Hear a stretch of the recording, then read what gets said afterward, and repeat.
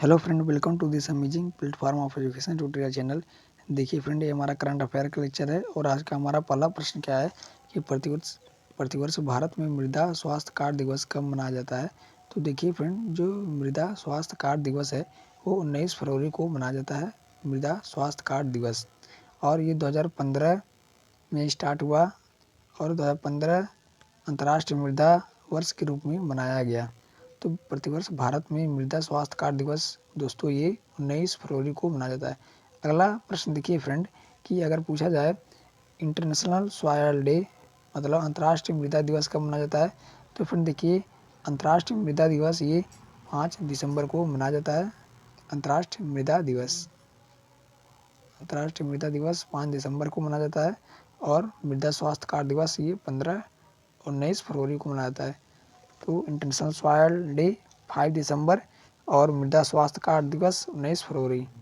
अगला प्रश्न देखिए फ्रेंड, जो मृदा होता है, मृदा मतलब सॉयल में जो एनपीके का अनुपात होता है, एनपीके मतलब नाइट्रोजन फास्फोरस पोटेशियम का अनुपात कितना होना चाहिए।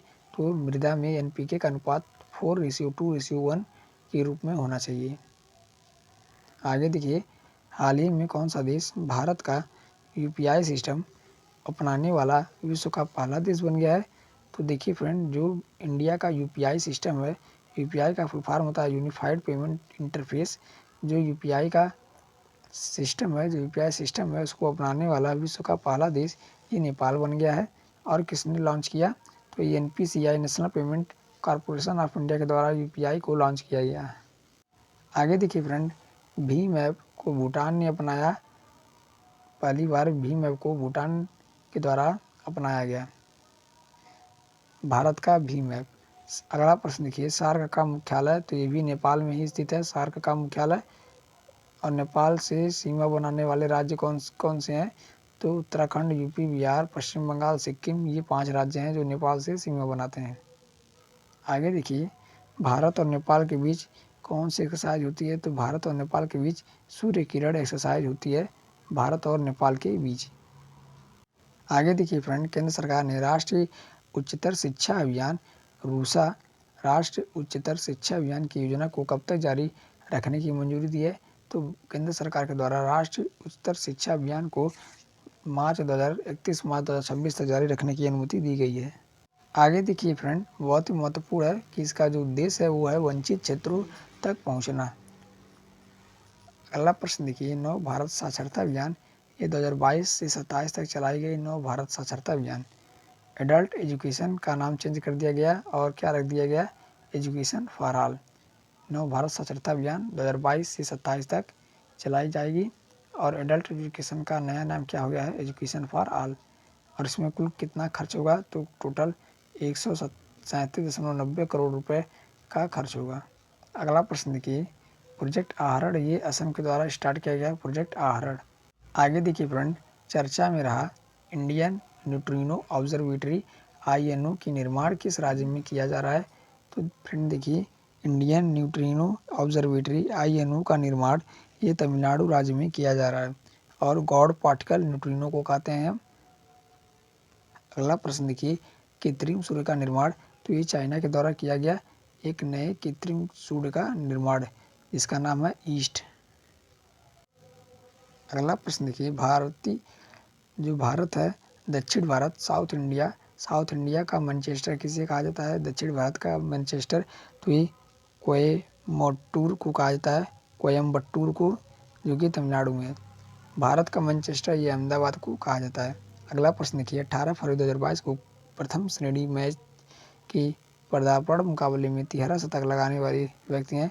तो फिर देखिए, 18 फरवरी 2022 को कौन प्रथम श्रेणी मैच की पदार्पण मुकाबले में 13 शतक लगाने वाले व्यक्ति हैं। तो यह साकिबुल गनी, बिहार की रहने वाली। अगला प्रश्न देखिए, ये भी बहुत ही महत्वपूर्ण प्रश्न है कि हाल ही में पाकिस्तान के दूसरे सर्वोच्च नागरिक सम्मान हिलाल-ए-पाकिस्तान से किसे सम्मानित किया गया। तो फ्रेंड देखिए, पाकिस्तान के दूसरे सर्वोच्च नागरिक सम्मान हिलाल-ए-पाकिस्तान से ये बिल गेट्स को सम्मानित किया गया। बहुत ही महत्वपूर्ण है ये। पाकिस्तान के दूसरे सबसे सर्वोच्च सम्मान हिलाल-ए-पाकिस्तान को बिल गेट को सम्मानित किया गया है। जायद पदक ये UAE का सर्वोच्च सम्मान है, जायद पदक। आगे देखिए, हाल ही में किसी आर्थिक विकास संस्था का निदेशक नियुक्त किया गया, तो इंस्टीट्यूट ऑफ इकोनॉमिक ग्रोथ आर्थिक विकास संस्था का निदेशक किसे नियुक्त किया गया? तो फ्रेंड देखिए, चेतन घाटे को इसका अधिकारी नियुक्त किया गया। बजट एक कैसा विधेयक है? तो फ्रेंड देखिए, जो बजट है वो पैसा है, मतलब वो मनी बिल है। वो कैसा विधेयक है? तो वो मनी बिल है। मुख्य आर्थिक सलाहकार कौन है भारत के इस समय? भारत के इस समय मुख्य आर्थिक सलाहकार ये अनंत नागेश्वरन जी हैं।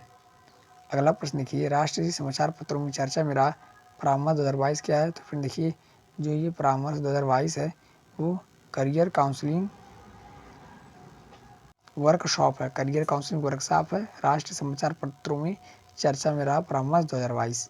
अगला प्रश्न देखिए, डॉर्कथॉन 2022 क्या है? तो ये एनसीबी द्वारा चालू किया गया एक सिस्टम जो कि ड्रग की डिलीवरी पर रोक लगाएगा। मतलब एनसीबी नेशनल क्राइम ब्यूरो द्वारा ड्रग डिलीवरी पर बैन लगाने के लिए डॉर्कथॉन 2022 स्टार्ट किया गया। भारतीय रेलवे की सबसे लंबी सुरंग इसे हाल ही में जोड़ा गया है। तो फिर देखिए, भारतीय रेलवे की सबसे लंबी सुरंग का नाम है T49 सुरंग। इसकी लंबाई 12.758 किलोमीटर है। सुंदर और अर्धचल चला स्टेशन। ये फिर देखिए, सुंबर से अर्पी चला स्टेशन तक इसकी दूरी रहेगी। ये 12.75 किलोमीटर लंबाई का बनाया गया सबसे लंबी सुरंग T49 सुरंग रेलवे द्वारा बनाया गया। अगला प्रश्न देखिए, Vikram Sarabhai children innovation centre का शुभारंभ किस राज्य में किया गया? तो फिर देखिए, Vikram children Sarabhai innovation centre का शुभारंभ गुजरात में किया गया। आगे देखिए, विक्रम साराभाई स्पेस सेंटर स्थित है। तो फिर देखिए, विक्रम साराभाई स्पेस सेंटर ये तिरुवनंतपुरम में स्थित है। अगला प्रश्न देखिए, भारत में अंतरिक्ष विज्ञान के जनक ये भी विक्रम साराभाई को कहा जाता है और इसरो के पहले हेड भी विक्रम साराभाई ही थे। Father of Indian nuclear programme ये किसे कहा जाता है? Father of Indian nuclear programme doctor Homi Jehangir Bhabha को कहा जाता है। डॉक्टर होमी जहांगीर भाभा को father of Indian nuclear programme कहा जाता है। और जो बार्क है हमारा भाभा एटॉमिक रिसर्च सेंटर वो इन्हीं के नाम पर रखा गया, जो कि दोस्तों महाराष्ट्र में स्थित है। मिसाइल मैन ऑफ इंडिया किसे कहा जाता है? तो विंग्स ऑफ फायर जिसकी पुस्तक है APJ अब्दुल कलाम, उन्हें मिसाइल मैन ऑफ इंडिया भी कहा जाता है। मिसाइल मैन ऑफ इंडिया या फिर विंग्स ऑफ फायर पुस्तक किसकी है? तो सभी APJ अब्दुल कलाम की। फ्रेंड, मिसाइल मैन तो आपने पढ़ लिया, लेकिन मिसाइल वुमेन ऑफ इंडिया ये भी जान लीजिए, डॉक्टर तेसी थॉमस को मिसाइल वुमेन ऑफ इंडिया कहा जाता है। इसरो के हेड कौन है? तो सोमनाथ हैं, 10वें चेयरपर्सन है इसरो की। कुछ विज्ञान से रिलेटेड बातें हम कर लेते हैं। विज्ञान से रिलेटेड बहुत ही महत्वपूर्ण बातें देखिए friend, bauxite is ore of bauxite किसका अयस्क है? तो एल्युमिनियम का अयस्क है। हेमेटाइट में लोहा प्राप्त होता है। हेमेटाइट से अर्थक्वेक के समय कौन सी गैस का रिसाव होता है? तो रेडॉन गैस का रिसाव होता है अर्थक्वेक के समय। ड्राई आइस का फार्मूला है सॉलिड CO2। फ्रियॉन जो कि MCFC है। Chlorofluorocarbon use as a coolant in a refrigerator, हमारे फ्रिज में एक कूलेंट की तरह यूज होता है फ्रियॉन CFC क्लोरोफ्लोरोकार्बन, जिसे अब बैन कर दिया गया है। आगे देखिए, भोपाल गैस त्रासदी ये 1984 में हुआ। यूनियन कार्बाइड जो कि अमेरिका की कंपनी थी उसी में रिसाव हो गया। पायरोमीटर ये उच्च तापमान को मापने के लिए इकाई है पायरोमीटर।